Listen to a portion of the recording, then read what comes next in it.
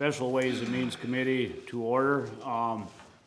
Basically, we're gonna just get a little update with the corridor study. It's seeing if we wanna accept the design plan and move forward with the project.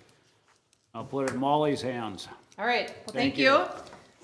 Can everyone see the presentation? All right, okay, so I'm Molly Stewart, I'm with SRF Consulting.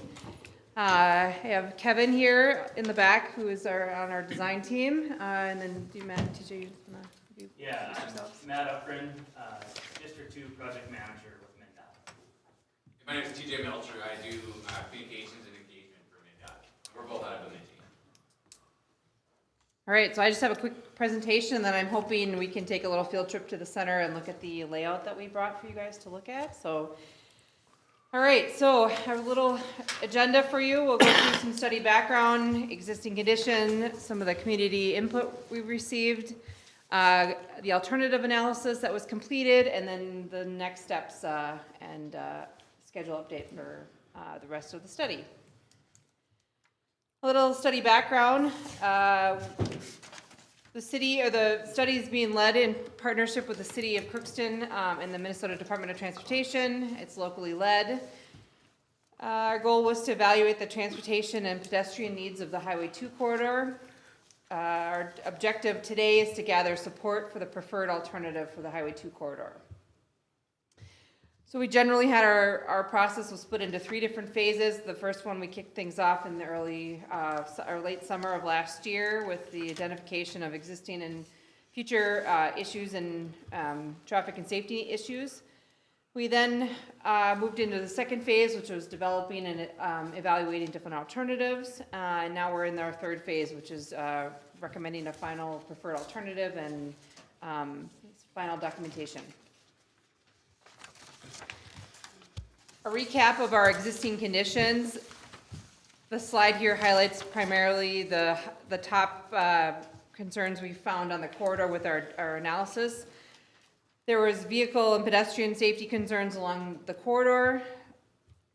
We determined that there was ample capacity with the 3 lanes in each direction on both Main and Broadway, so there were no capacity concerns or future capacity concerns anticipated. The percentage of heavy commercial tractor trailer type vehicles, freight vehicles out on the corridor was about 12% of the total volume on the corridor. The parking, we did an analysis of how many parking spaces are utilized on a typical day, and it was roughly about 40% throughout the entire corridor. Some blocks were higher utilized, more like the 80 to 90%, and some were much lower, but the average was about 40, and we just did a survey on one typical day. So weekday, I should say. So the weekend likely is different than that. The main driver of the original of this study was there are several ADA concerns with the sidewalks and the pedestrian ramps out on the corridor. So that is, we evaluated that with we collected survey data, and roughly more than 50% of the sidewalks and the curb ramps are not compliant with ADA requirements. We also learned that there is a bypass route of the downtown corridor that's meant for a lot of the heavy vehicle traffic, and it was very underutilized. So we performed an analysis using Streetlight is a data source that utilizes cell phone data to track travel patterns, and we harnessed that data set to understand travel patterns in the area, and it was roughly, it was determined that there was a low utilization of the bypass routes in the area. So any questions on the existing conditions from the group? Were you able to pull out anything from the data about why it's not being utilized like it should be? No, it was more just a high level discussion. I think we've had input from the community and the general visual observations of, maybe there could be an improvement in signage, public campaign with the traffic that comes through. But as Matt put it earlier, as the corridors are currently very freight friendly right now. So there's high speeds and lots of freight traffic that utilizes the corridor because it's an easy, comfortable route. So the goal of our study, which I'll get into the priorities that the community developed, was to change that, to make this more of a community-focused corridor, and then hopefully that will have the impact of reducing the freight traffic that is just coming through town and not stopping. Sure. So does the DOT have any input when it comes to these apps on the map? So like if a trucker is putting in directions, I'm being told that sometimes they'll take them right through town. And so does the DOT have any input when it comes to those apps? We don't directly influence where Google Maps takes the vehicle. We've pondered this because we know it's an issue. What we don't want to have happen is if we approach whoever would be in charge of that about getting Google Maps to take GPS users through the bypass, we don't want to send everyone on the bypass, even passenger vehicles. Matt, could I invite you up to the podium so our listeners could hear you, please? Yep. Yeah. Thank you. Good. Yeah, that should work. So we don't want to have that happen, where all passenger cars are now using the bypass, right? We want to keep those folks coming into town. And so at this time, we're not aware of a way to distinguish between those GPS functions with a commercial vehicle versus a passenger vehicle. Molly, you mentioned it. One idea is just better signage. We do have a sign out there today, but perhaps something with a little more meaning or teeth to it. We're open to ideas. We don't like it either, but we don't, at least from where I sit, we don't directly influence what folks see on their GPS. So Okay. I don't know, TJ, do you got anything to I that? do No, want, that's correct. Sure. can I also just ask, I don't know if this is even possible, so, and from a legal standpoint, is there a possibility of creating an ordinance or some type of thing that says that, truck traffic or something of that nature needs to go down this bypass versus through town? Well, you still got, trucks coming in to do deliveries. Well, no, I'm just saying that, doesn't have business downtown or something. There's some way to, clarify that. I Can think, only affect or impact by ordinance those activities that occur within our jurisdiction. Right. We can't extend that out. I think signage like, say out by the Gently bypass, bigger signs, truck traffic, Highway 2, or however, you could come in right off of the Ford dealership there, they could take that bypass, have bigger signs so you're catching them before they get to that point, and their GPS is sending them right down. Well, when I talk about jurisdiction, I mean those that would come downtown would then be pulled over. That's what I'm saying. Well, if they have, and how are you gonna distinguish between Well, I think it's pretty those that clear are who's gonna deliver and who those that are isn't. going through? I think that would be difficult, Yeah. to do that, and probably not advisable. I just wonder if there's other towns or you guys have other examples of how people have utilized or been able to divert. So we'll get into a little bit with the recommendation is to design the corridor so that it's not freight friendly. And and I use that as caveat because you're correct. There are vehicles that need to get down here, great vehicles to make deliveries and there's, so we don't want to take them all off because there are still purposes of downtown for some of the vehicles, the freight vehicles. However, if it becomes, the regional route, it's not as comfortable to drive, I think it will eventually filter through. They might still see the same number after this is implemented, but over time, if you design it correctly, make it uncomfortable for the drivers, they're gonna eventually reroute themselves because they don't wanna drive in a corridor that has a bunch of bike ped activity and narrower lane widths and just not as, high and lower speed. So that's kind of, I think, why GPS picks routes is it looks at travel times. And if you have a route that is lower speed versus another one that's a higher speed county facility that's, no crossings, no stoplights, it's gonna become the faster route eventually. So. Yeah, I'll just add, in a lot of communities, trucks want to take the bypass, or that's more appealing in a lot of cases than going into a downtown. It's easier. And I think that's kind of what you were getting at, Yeah, Molly, was that hopefully with these changes, we'll get into some of these details here tonight, but hopefully we're making the bypass a little bit more appealing to truck drivers with some of these changes. All right, thank you. All right. So a little bit about the engagement we've done. So we had an open house back in last winter, fall timeframe. We had about 30 to 40 people in attendance. Many of you, I believe, were there. We had an online survey that coupled with that, and we got about 81 responses and 41 kind of open-ended comments. And we generally were just trying to get feedback on, you know, what are the vision and the goals of the community for this study, and general just information to kind of channel our efforts. So some of the key things we learned from this survey was that crossing safety in downtown was very important to the community, and issues should be identified and fixes identified as well. The top locations where people were crossing the Highway 2 corridor was at Robert Street, 2nd Street, and then 6th Street. There was also a desire to prioritize the transportation modes in the form of driving, then walking, then bicycling. So then we also had another open house in May that just happened here. We had about 25 attendees. And at that open house, we offered the public an opportunity to vote between two different alternatives, and I'll get into those alternatives here in a second, and express their preference on A versus B. So and just real quickly, alternative A was an option that maintained the two-way pair, the one-way pairs in the downtown area, and alternative B was a switch to a two-way roadway on both roadways. So the voting that occurred at the open house, it was in strong support of the alternative A, which is the one-way option, and I'll again get into some more details on that. So that was a key takeaway from that. In addition, there was some open comments that the public had desire for additional signage for the aging population in the city. Still emphasis on maintaining parking along the roadways. Desire to narrow roadways to improve safety and potentially lower speeds.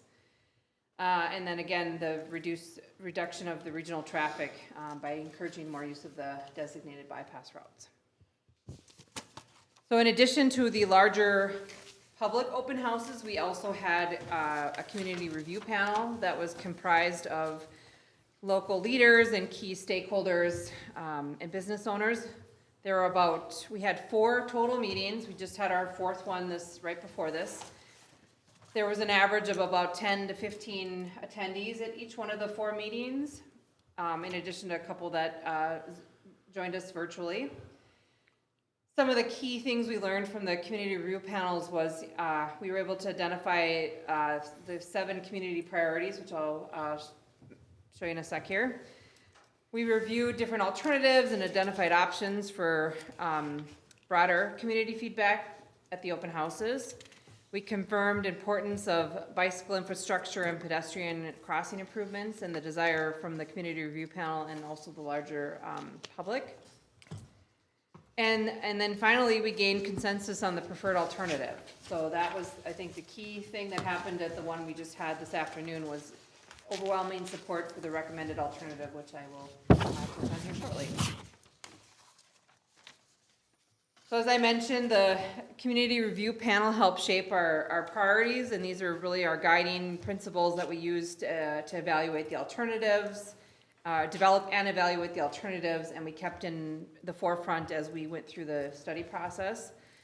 So there were 7 of those, and they're listed in order of importance, or ranking in order. They're all important, but how we prioritized our alternative evaluation. So starting first with there was a desire to implement pedestrian and bicycle safety enhancements, manage the regional truck traffic by encouraging use of the bypass, construct accessible infrastructure for all ages and abilities, reduce traffic speeds via traffic calming measures, improve intersection safety for all users, maintain parking when possible, and then upgrade the corridor landscaping and lighting and other aesthetics along the corridor. Great, so now getting into the alternatives then, I just want to pause here and talk through each one. So the 4 that are on the screen now were the initial 4 that were removed before we got to the second open house. So at the open house I mentioned, we just had 2 options to vote between. So before that, we'd worked through the community review panel, group and had these 4 up there, and they were removed from the, further evaluation based on the feedback, they gave us. So starting first is alternative C, which is the existing condition out there now. This one is mainly was removed along with alternative D, because there was no way to make, the sidewalks and curb ramps ADA compliant.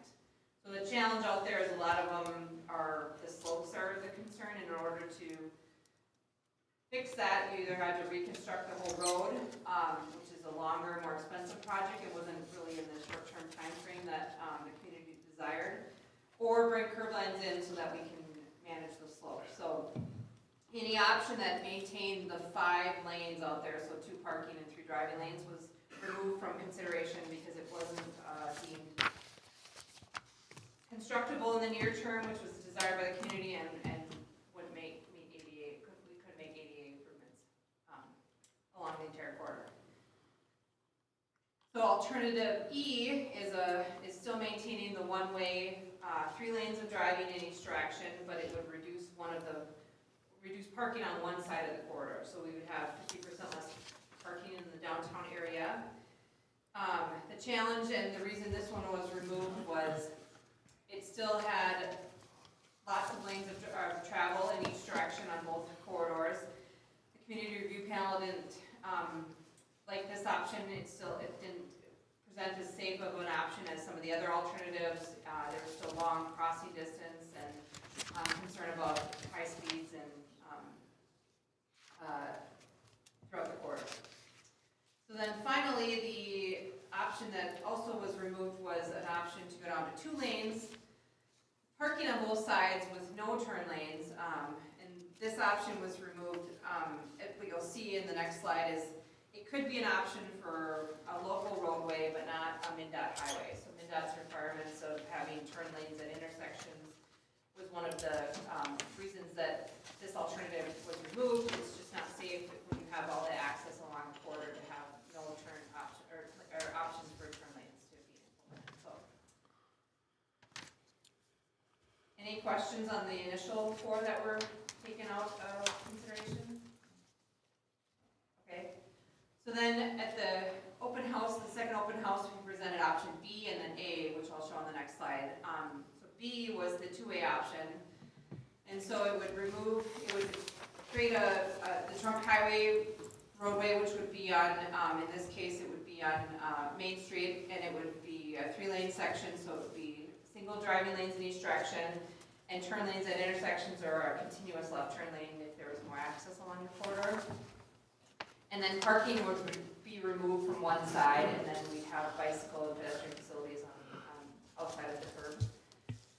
And then on the local street, or Broadway in this case, it would be a 2-lane section with parking on both sides. So you'd still be able to have full or mostly full parking and reduced number of lanes and a 2-way facility. So the public was more in favor of the other option. Some things to consider with this one. The 2-way option was it was a little bit, it would be a larger maintenance cost on the city's perspective because the MnDOT, or the half of the section of Broadway from that is currently the trunk highway corridor would turn back to the city, and the city would be then responsible for maintaining and reconstructing in the future of that segment. It was deemed a little bit more confusing, or there wasn't as much capacity available. So in the 1-way option is you can drive, and there's options to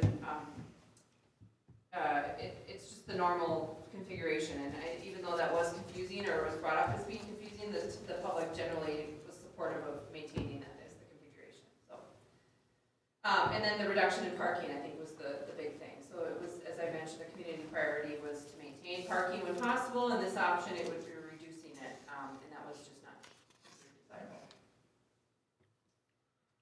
So finally, then that gets us to the preferred alternative. So that was the A alternative, which was the one that is now presented up here on the layout, which I will get into in a second here.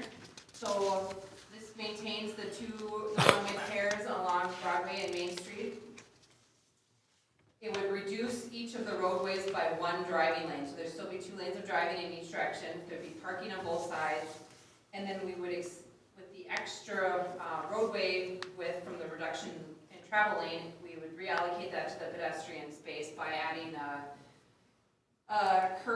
bicycle facility that's at sidewalk height, and then expanding the sidewalk facilities to be compliant, be ADA compliant. Kind of graphical representation of that. And then getting a little bit of feel for what that bike facility vision is. It would be at sidewalk height, so you can see here that parking would be on one side, there'd be a curb and a buffer space, and then the bike facility would be then buffered from the walking and pedestrian facility. This was unanimously supported by the community review panel. It provides a safe, more comfortable experience for bicyclists. It separates them from traffic. And then the other, the use of it that was a desire of the city was it could be used for snow storage in the winter. So the city would be able to utilize the bike facility to store the snow until it's removed from the corridor. Any questions on the preferred alternative?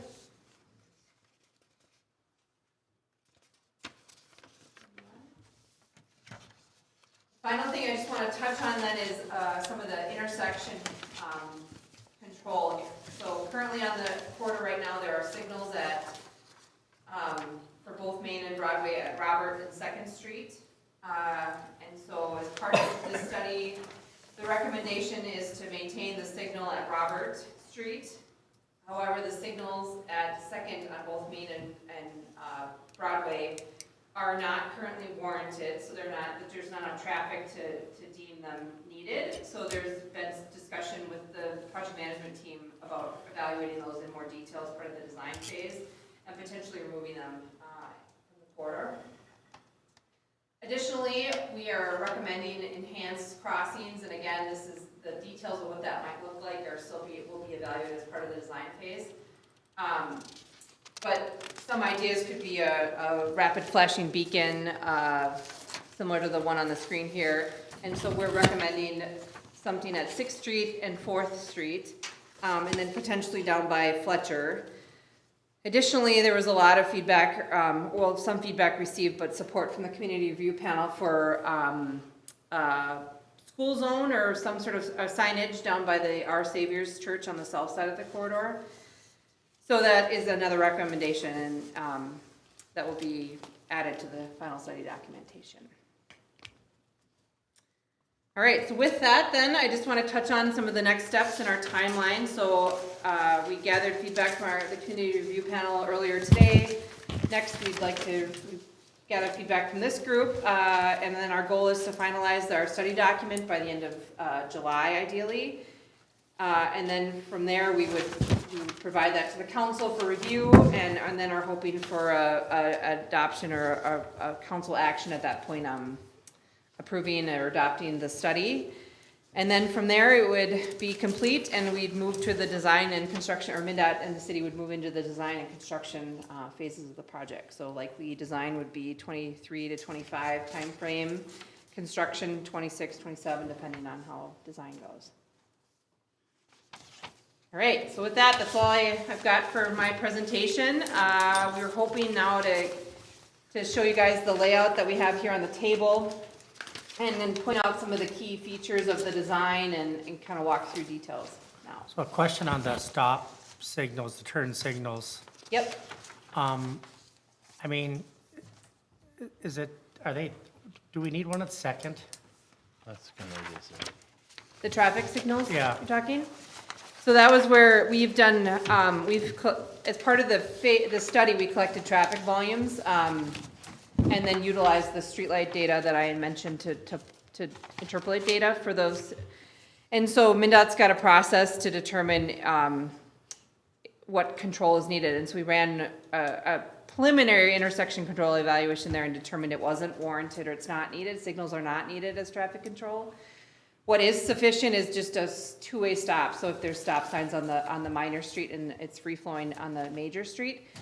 However, as we move through design, MnDOT will require an official intersection control evaluation, so we'll have to evaluate it as, that's why I said it's a kind of, That's- now preliminary being recommended removal, because it's not needed for traffic control purposes. Okay, And they're not, it's never a good practice to install unwarranted traffic control, because then it can lead to non-compliance and whatnot. hey, and Brandon, do safety you have problems. any thoughts, or what are your thoughts on that? I mean, is there something in history, in our city's history, that we put them there, or I don't know? Not that I'm aware of. We kind of talked through that a little bit today, and we were trying to kind of figure out why it ended up there. And, you know, I think one of the most recent incidences of a pedestrian getting hit there was almost the light promoted it, because the pedestrian was given the go-ahead by the light to cross the road while the light turns green at the same time. And so, you know, when you see a light turn green, a lot of people just go and assume that there's not gonna be a pedestrian out there. So I would personally like to see the Second Street light go if it's not warranted, so. How about a three-way stop? So you're stopping the traffic that's going on the one-way Yeah, and the two side streets. yeah, So that you get there, it does slow your traffic down. You stop, it gives these folks a chance, because sometimes you get that 4 o'clock rush, you know, there might be 6 cars before you can go through. Would that back Yeah. up traffic? I mean, if Don't it's, be overestimating that, Wayne, come on. Oh, I drive that 4. and I think we could look at that in the design phase. You know, we would probably wanna put it, we'll just say halfway, so. yeah, I whatever mean, that if it's a volume or traffic control, then down the street, like on Fourth Street, would be possibly a better option if we had to have it. I don't know, TJ, if you wanna comment on it. TJ's he has the background of that for the cities and whatnot. Yeah, he's just kind of alluding to when we look at traffic signals in general, and this is one of those counterintuitive things with traffic safety, that traffic signals are not traffic safety devices. So, like, even having the conversation saying, well, should we take it from Second, go to Fourth? Like, not necessarily, because now you're just taking a problem at Second, you're moving to Fourth, right? What happens at a traffic signal is you're relying on a light to control what people are doing. And so they can either willingly or unwillingly ignore those lights. So that's why they're not traffic safety. You know, so the same thing, you saw a green light, person started going, pedestrians going, and then nobody was paying attention. It's actually more safe if you were to have just a stop sign there. Whoever's on that minor road is more vigilant and is watching out even more for what's happening in front of them. And so that's where the safety comes in for it. And so when she was talking about warrants, that just means that is traffic levels high enough that require us to have a traffic signal there? Again, it's not a safety device. It just tells you whose turn it is. And if it gets way too busy, we need somebody out there to tell you whose turn it is. But if not, then you shouldn't have those signals in there, and it decreases safety at those intersections. So one of the things to note too about the design, and you'll see, is that we are recommending bump outs at every one of the intersections along the downtown corridor. So similar, well, not similar, to what's out there currently on Robert Street, but designed a little bit more, let's say beefier. Robust, thank you. And that will create some traffic calming out there too. So you may find that, you know, the signal, that will be more effective than a signal would. And as TJ mentioned, it's, I think non-compliance, if it's not warranted, it can create safety problems. They're not meant to be a safety or a speed reduction. They're meant to control and move traffic. So with the bump outs, Brandon, as far as snow removal and stuff like that, is it gonna be different than what it is now, that it'd make it easier for? We've talked about decreasing essentially the angle of the bump outs, so that if you do, you know, when you do ride the bump out to clean snow, it won't be a 45-degree angle anymore. It'll be, I don't know, we'll call it a 30-degree angle. But, you know, every maintenance man would like no bump outs. But the bump outs is what's making it safe for pedestrians too. You know, we're taking the street crossings from about 36 to 40 feet. I don't remember the exact number, down to 24. So, you know, the shorter distance somebody's out in the roadway, the safer it is for them. So, are the snow removal guys gonna like it? Probably not, but I think it's necessary. So it looks like we're keeping that just one lane turning off to a Broadway onto, or off of Robert? Roberts onto Broadway then, right? Basically like it is right now with the, yeah, Yeah, we'd basically be making that a permanent okay. fixture with curbs, basically. And I apologize for not being here at some of the other meetings, but was there discussion on the loading and unloading of the trucks down at the lumber yard down Yeah. there? Was We had discussions with them, and I think we've come to an agreement to make it work, so. okay, And eventually too, like you're saying, I mean, our whole main goal is to get people to notice our downtown more, hopefully more business. You may have different food trucks, different stuff like that dropping off products, so we have to make sure that that's gonna work also, you know? And not only people notice, slowing traffic down so people notice our downtown instead of turning a corner and just taking off, but of course that brings more deliveries also.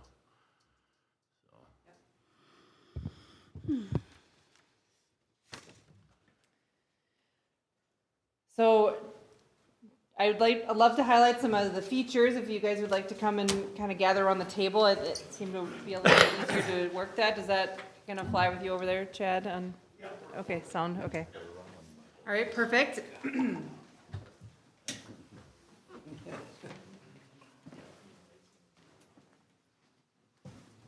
Excuse me. All right, so this is the preferred alternative. Again, there's just a visual of what that looks like. Some things I noted, bump outs at each one of the intersections are being installed. We're reducing to 2 lanes of travel in each direction, as we kind of already touched on. I was talking, it was reversed orientation the last meeting. So the right turn lane closure will be made permanent with a bump out on Robert Street. And then also on Robert, there are 2 lanes of travel in the eastbound direction there. We're removing one to stripe a bike lane there. So the intent was to facilitate movement to the regional trails that are to the east there. And there's not a capacity, there's a low enough volume on that roadway that a single lane will adequately handle that capacity there. And then that would be a good connection to the regional system with the downtown bike lanes that will be added.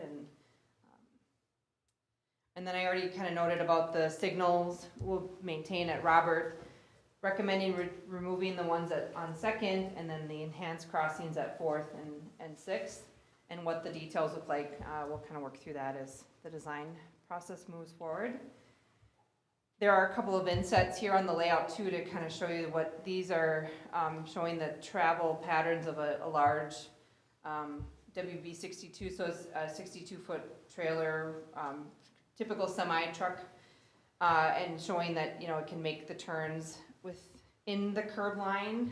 I know over here several times, Yep. coming up here, they actually went into this lane Yep. to make that corner, but. Yeah, so this is that movement right here, right? So you can make it if you, and that was kind of a big factor of another consideration is this one over the alternative B. We've had discussion about that Tri-Valley building and how close it is to the right-of-way. In this case, there's no need for it to be impacted. I think it's still discussion, I think, what the city can have on, you know, aesthetically what they want to do, but. If we got it in 2027, so if that does become demolished or whatever, we can revamp again into that time frame. As in, does, change the design? Right. Yeah, I don't think you'd need to. I think you could just make that green space, or, you wouldn't wanna, if that building wasn't there, could you just, I mean, make it a more of a curve, you know, You could, but that would likely mean higher speeds. So by having, and then longer crossings, you would make this curve and then the distance would be, so how it's designed now promotes a slower turning speed of traffic, and then a shorter crossing distance for pedestrians right now.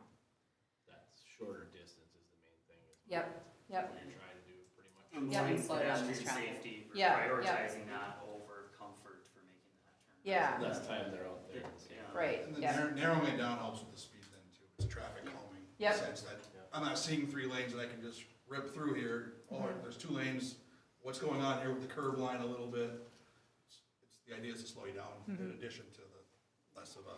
so there, yeah, exactly, yep, and, I think sight lines have always been a challenge at that corner, but having the bump out, and I think you can kind of see that already now with that lane being blocked, is you push the traffic over farther so they can see down, but then now you're getting the, even more of a sight line, so you can see, parking will get pulled back too, and, just create a better visual so that pedestrians will be With visible. semis making that turn, I mean, is there, some drivers are more advanced than others. I mean, I can see like a lot of back wheels going up on the curb around there. Is there something there to? So I think that can be a discussion of, during the design phase, of how we can, implement that even further, and, It's those little Yeah. plastic things that are there now, Yeah. they get run over constantly. If it was Yeah. more of a concrete one, they'd know they hit it. That'd be Yeah. the purpose of the corner though, would be to get rid of the Yep. cut in the corner of the curb. Yep. I mean, that's what we don't want it to be. Yep. I don't care how far you bump it up. Yeah. If they drive over it, what good are we doing? yeah, yeah, The truck turns shown here are rather conservative. It's a machine, but you get some more experience and less experience. It does show that there is almost a foot and a half, 2 foot of room on each side. So there is room to play there. But yeah, you can get a truck driver who has no idea what he's doing, and that'll always potentially I mean, it happen. almost would be, since the issues we've had at that corner there, if there was something pronounced that would stick up to Like a wall. yeah. protect the pedestrians there, other than just a regular curb. I think, This right here too, looks like this area here, takes that first initial probably parking spot or 2 I was away. just gonna say that we could look at the taper there to ensure no Yeah. parking, and that'll Yep. make a driver feel like I they think can that's a swing lot of further. it because they're coming in off of here and all of a sudden they're nose right to a car. If Yeah, it wasn't yep. quite so bad, they'd make that corner. Be a Yeah. great move to prevent parking. Yeah. Eliminated parking Yeah. there anyway. I think, What's that? They already eliminated Parking parking right there there. anyway. Right, Yep. I mean, on that, that's what it's doing. I think a lot of us, the concern here is like with the little girl that was involved, is she thought she was safe enough and far enough back up here that she wouldn't get hurt. And so I think our big concern here is how else do we make the drivers know very well that this is, not part of the road? yeah, And so to take that into consideration as we go I forward. mean, Yeah, I know it's yep. not a metropolis and we don't have a ton of cars, but if you're coming up here and you're trying to turn and they're coming here now, there's not a turn lane like there used to be. So Yep. cars that were going straight would go straight and this car's gonna turn and you'd know that. Now people come up there, they don't put a blinker on. You gotta assume they're gonna go straight. So finally they turn, well then the next car's coming and you gotta wait again and it kind of screws up the whole flow of it at that particular intersection. It's just, it's kind of, I've been honked at more than once.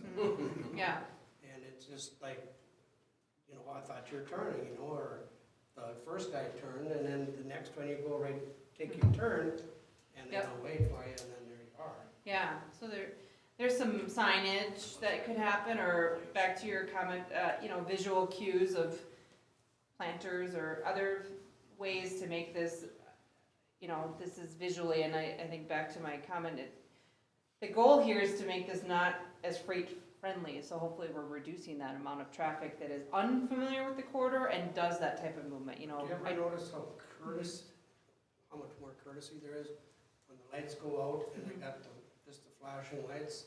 Yep. Both ways are flashing red. People come up, they take their look, they take their turn. This guy comes, he turns. It's, to me, I would take all the street lights out and put in stop signs. That would slow them all down. He's got something to say Yeah, there. well, Yeah, if we go back to that traffic signal discussion we had, right?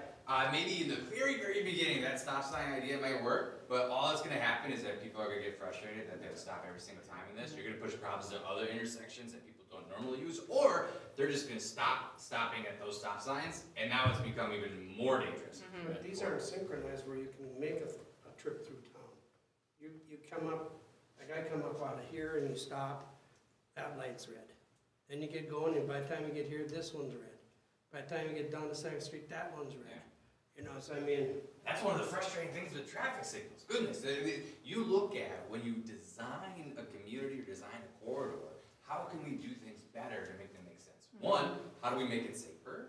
How do we make it more efficient? Because if it's not efficient, people aren't gonna use it, right? If it's not safe, people aren't gonna use it.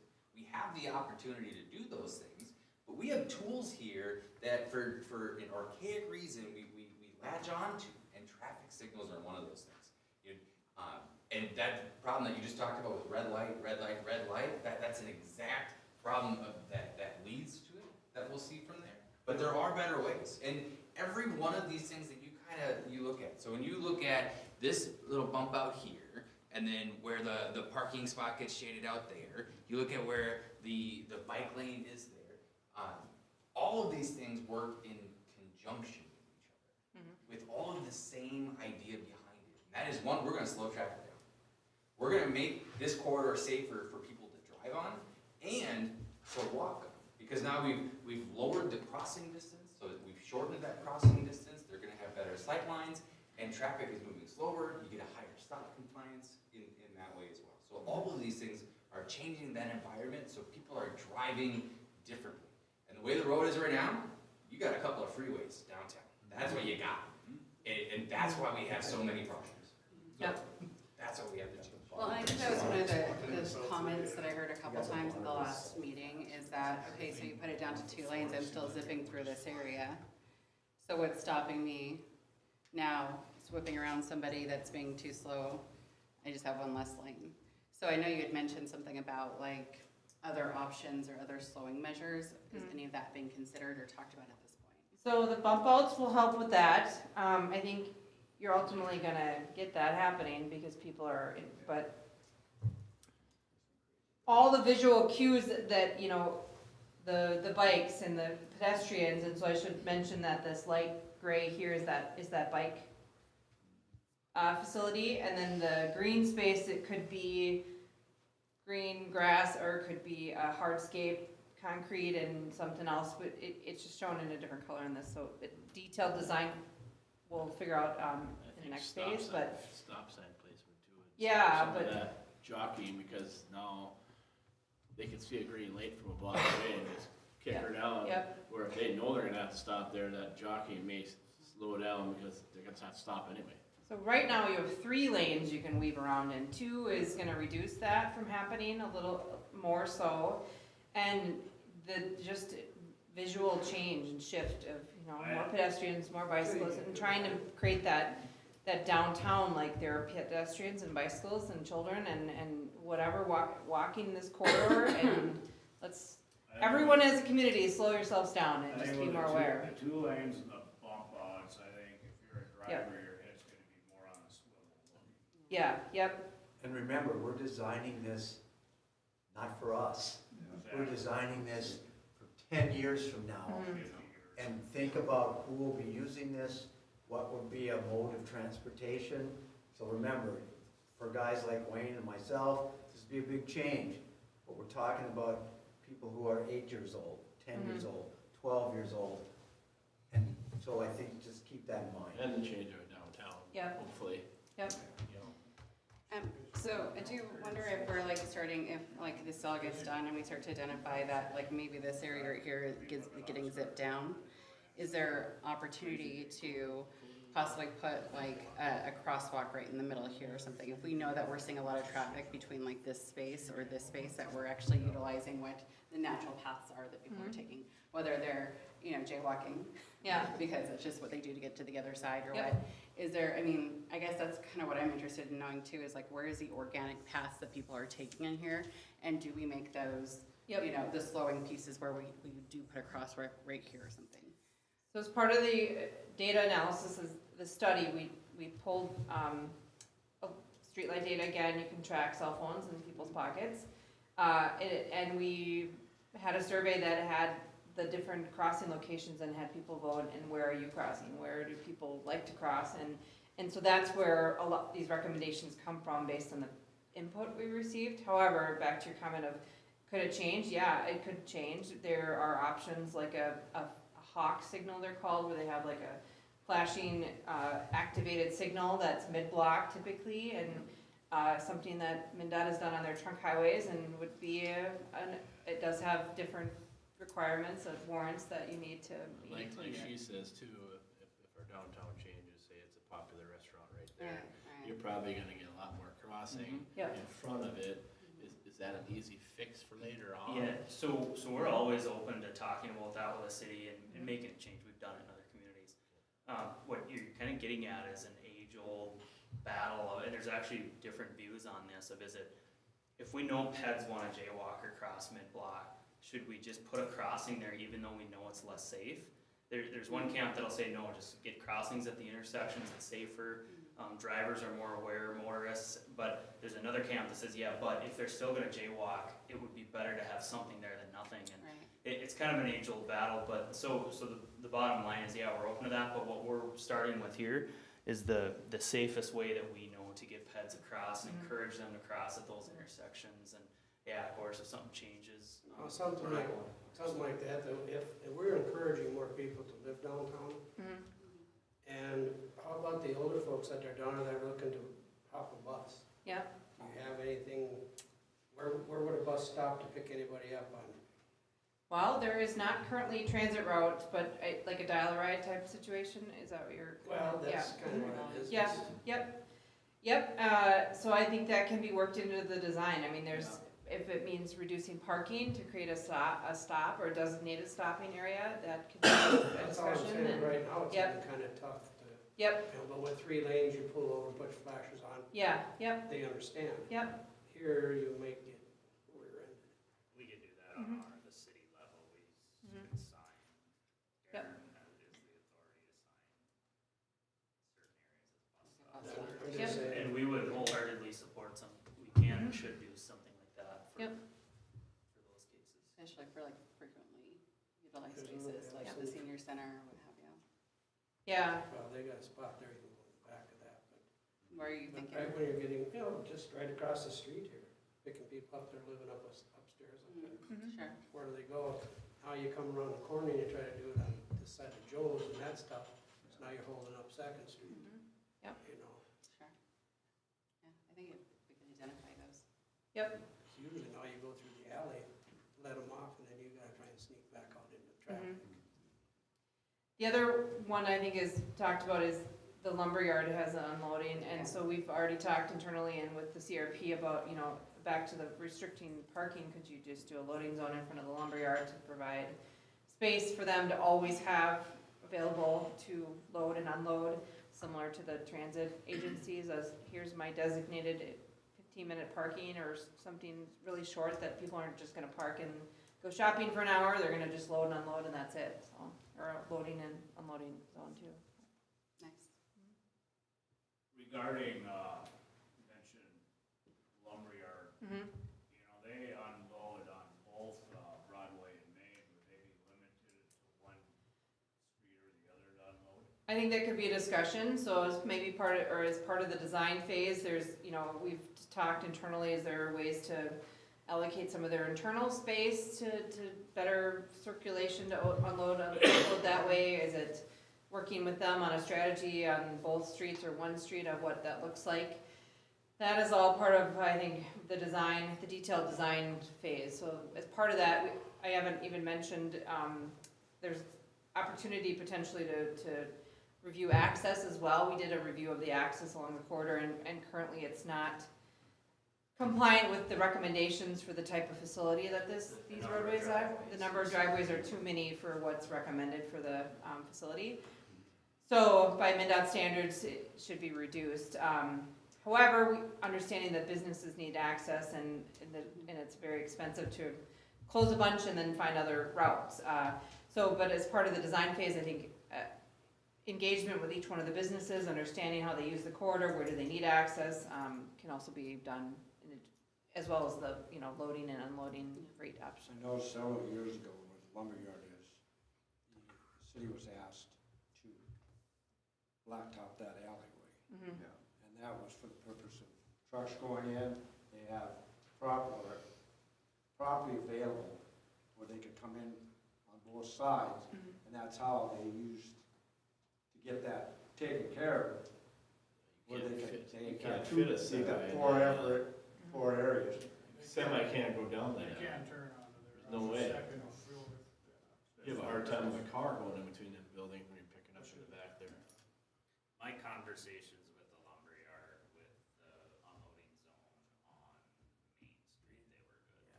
Just that. Yeah. I was actually surprised, I think yesterday or today, I saw them on Broadway, and I don't think I've ever seen them on Broadway. Well, Broadway's more down by, what's his name, Tire, Advanced Tire.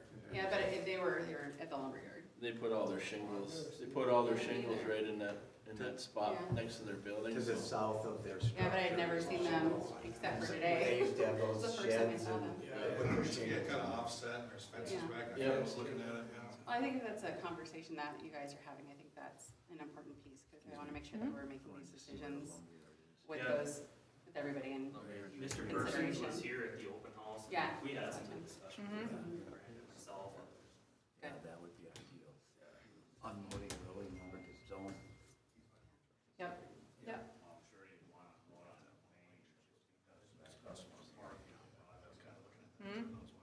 Right, to get into his place, yeah.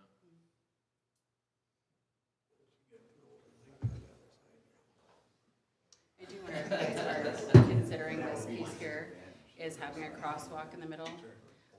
Because I do know a lot of parents park on the side and walk across, and they will literally walk across. They're not gonna go down to either one of these. So just Yep. as an FYI. Yep, I think that's a good design, element, and feedback we did receive too. Yes, drive through, whatever, here. Here, here, all here, back here. You're never gonna change it, like. So when you get all this information, that we're, you know, it's and the bus, Yep. when you put that together. So our goal is to finalize our documentation by the end of July, so it will be a study report with the layout in the appendix or part of the report, and the recommendations of this alternative, and kind of some next step strategies for implementation. And then push that out for the public to review via the project website, and the council can review as well.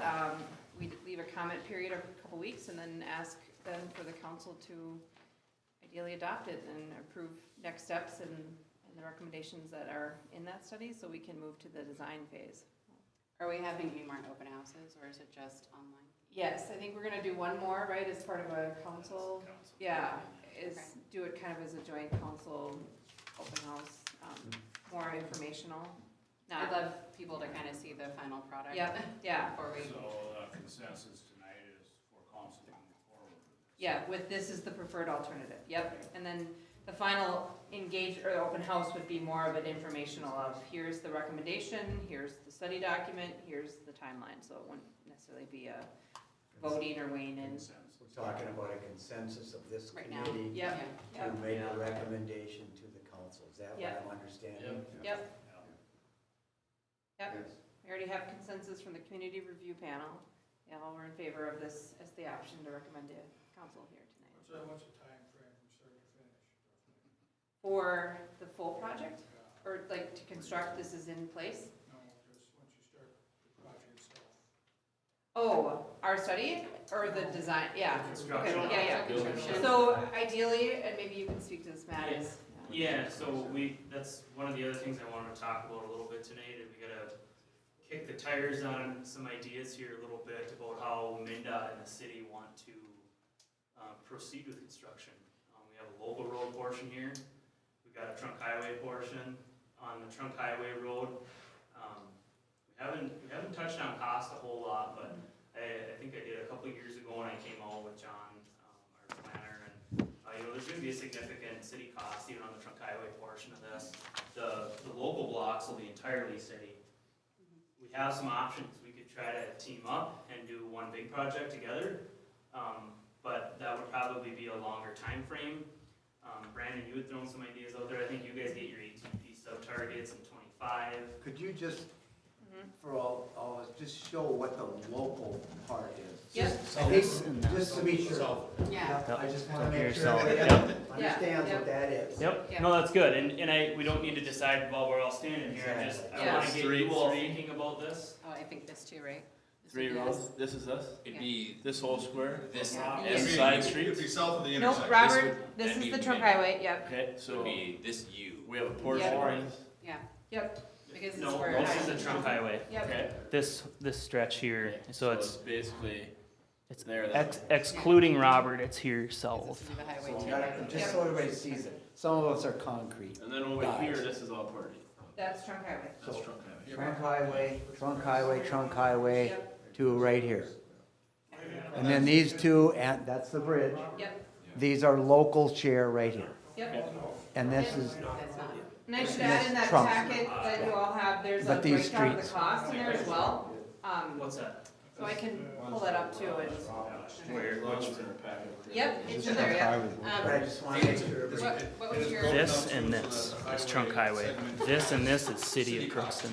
Okay, because some people have said that this side is city and this is, that just seems odd. So, No, this is a trunk highway road. so what were some of the thoughts, Brandon, you had about doing this? Me and Rich talked the other day, our next federal funded project here is 25, Okay, and that's the lower state aid roads, correct?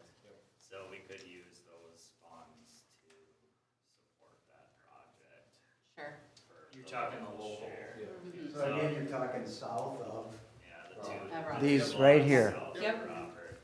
So Now, that I would be was- in the same time frame that they would be starting this project? No, that would Okay. be a year. We would be a year or two after that. Ah, okay. So we'd be in 26, 27, usually 2027 for the MinDOT project, but. That's why I was, Our sidewalks are just in such bad shape I know. downtown. yeah. You know, if we. And the ADA funding for sidewalks would not account for this part either way?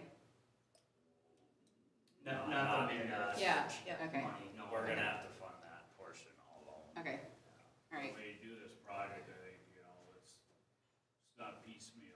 No, that's you're exactly right. Well, I think, Technically, you guys are not touching the road itself, though, you're just doing both sides. We will be touching the road, we'll be coming in and stock cutting in a portion of, on each side. And we'll be in the curve. Correct. Great. I think our cost estimate kind of shows the two main lines staying, and then basically the parking lanes out being constructed. Yep. Correct. And that's I because guess of sewers. the other part I that I think, was. I think it was, the pavement's in good condition where it's not a pavement-led project. Yep. So that's, but everything else we need to kind of adjust to tie into one. I guess I would say my only concern, because I think initially when we had talked about this whole First thing potential, or was anytime you move a curb line, there should be to some do it at the drainage. same time, because then you have the same I company think out the here water doing main all of the drainage are work. like right on the corner, But so that would be if we're able to something get that would this be- city all cost, that would designed be prior adjusted. to you guys starting your work and making sure that it's looking the same right across the board, so whatever design is gonna be for this part of it, that we would follow a similar suit, I think that would just be something I would wanna make sure we were As, you doing. know, I mean, this kind of takes me back to my water. So it's, you know, you try to not update all your infrastructure at one time. Sure. You know, down So it doesn't all fail at the so same it time. doesn't like it Got it, has, got it. you know. So there's pros and cons. Yeah, I would just like to see that designs carry throughout the whole thing if we're gonna. Yeah, absolutely. Yeah. Not One vision. Right, or like the sidewalks look different here than here, I mean, we've got that situation going on, so Yeah. like, just making sure we're like, you know, pretty that'll uniform draw across the people design. downtown. What are they doing down there?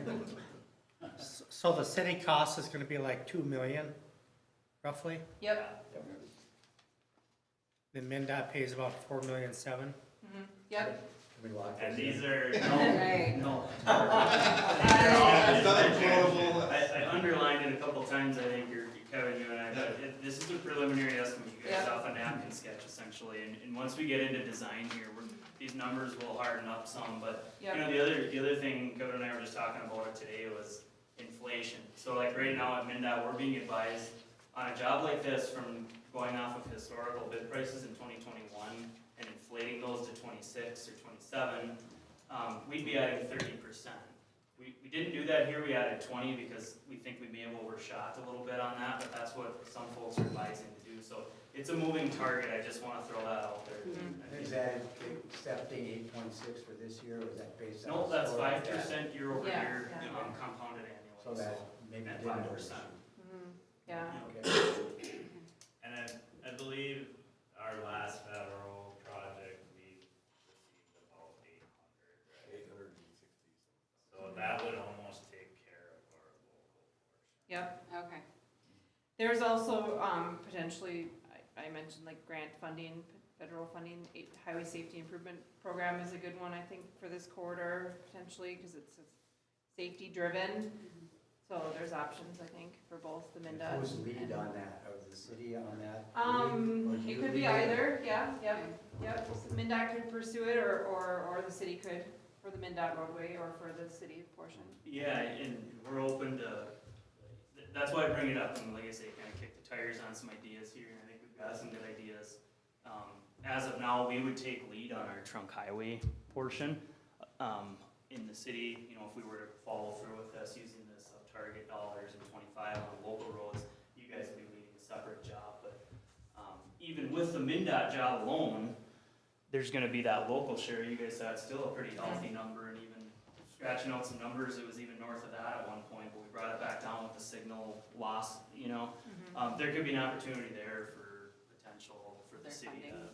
on their local share, on the funding side. So, Yeah, this, Yep. the dollars you're seeing does not include a signal going back into Second Street, and that's where a lot of the cost, signals and lighting are a lot of your cost in here. That was your recommendation. Is that correct? I'm not an engineer, so it's just it's not my recommendation, but I can give you the education. Yeah. You know, help relate the concept. No, and If it's not warranted, you're not gonna wanna put it in there, so I think as Yeah. part of the evaluation, is it still needed today? so I guess my question would be then, how do we find out if and when funding would be available for us to apply for that safety piece? For additional funding, if the city was applying for it? yeah, so it's paying attention to those solicitations, and, Yep. and you can go through consultants offer that service. I don't know if you guys have anyone here who looks at that, but I'm gonna be here throughout this whole project, and we go after HSIP dollars from time to time. I was just telling these folks, we just did Yep. that for 2025 project. So you would there's be in a position to alert us to look for things. Yeah, certainly, yeah. We Like can item certainly A, alert you item guys C. and say, these are the programs, this is, you know, TAP, whatever it might be, that we're aware of. Local road improvement. So you have program. us as a resource at MnDOT. You have them around for a little while longer. Yeah. Of all Yeah. the studies around, Yeah. and I'm sure they'd be happy to help as a resource, and then anything internal as well. Okay. Yeah, yep. I'm just giving a heads up to the city to let us know what we can apply for, and if it comes up, or if it even is something that is relevant for us, would be Sure. really helpful, I think. Yeah. So, Good talk. yeah, good talk. Consensus is. Are we getting your consensus now, before you leave, right? Matt, did you wanna talk about the year then too?